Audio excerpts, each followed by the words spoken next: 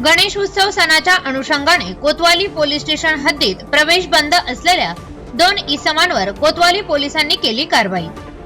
दिनांक 18/3/2024 अन्वये हद्दपार इसम नामे विजय गजानन भनगडे वर्ष 32 राहणार Bhavrichal Sambhaji colony railway station Ahilyanagar यास अहिल्यानगर जिल्ह्यातून 2 वर्षाकरता हद्दपार केले असून 31/8/2025 रोजी दुपारी 12 वाजण्याच्या सुमारास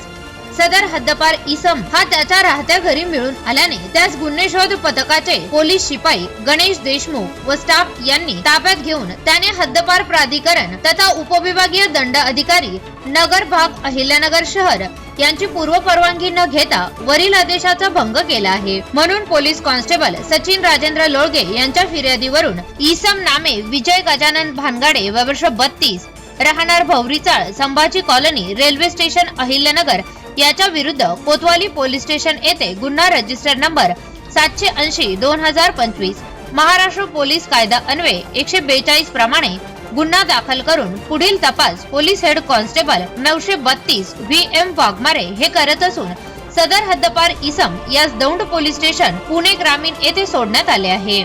तसेच 21/9/2023 अन्वये हद्दपार इसम नामे ऋषभ उर्फ सनी प्रकाश क्षेत्रे राहणार जहांगीरचाळ माणिकनगर बुरडगाव रोड अहिल्यानगर यास अहिल्यानगर जिल्ह्यातून 2 वर्षाकरता हद्दपार केले असून 2/9/2025 रोजी दुपारी 2 वाजण्याच्या सुमारास सदर हद्दपार इसम हा त्याच्या राहत्या घरी मिळून आल्याने त्यास गुन्हे शोध पथकाचे पोलीस शिपाई गणेश देशमुख व स्टाफ यांनी ताब्यात घेऊन त्याने हद्दपार प्राधिकरण तथा उपविभागीय दंड अधिकारी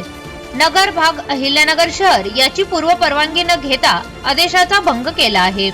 म्हणून police head constable 356 Sachin Rajendra Lolge यांच्या फिर्यादीवरून इसम नामे ऋषभ उर्फ सनी प्रकाश क्षेत्रे वर्ष 23 राहणार जहांगीरचाळ माणिकनगर बुरडगाव रोड अहिल्यानगर यांच्या विरुद्ध कोतवाली पोलीस स्टेशन येथे गुन्हा रजिस्टर नंबर 785/2025 महाराष्ट्र पोलीस कायदा कलम 142 प्रमाणे गुन्हा दाखल करून पुढील तपास पोलीस हेड कॉन्स्टेबल विशाल अशोक दळवी हे करत असून सदर हद्दपार इसम या शिरूर पोलीस स्टेशन पुणे ग्रामीण येथे सोडण्यात आले आहे।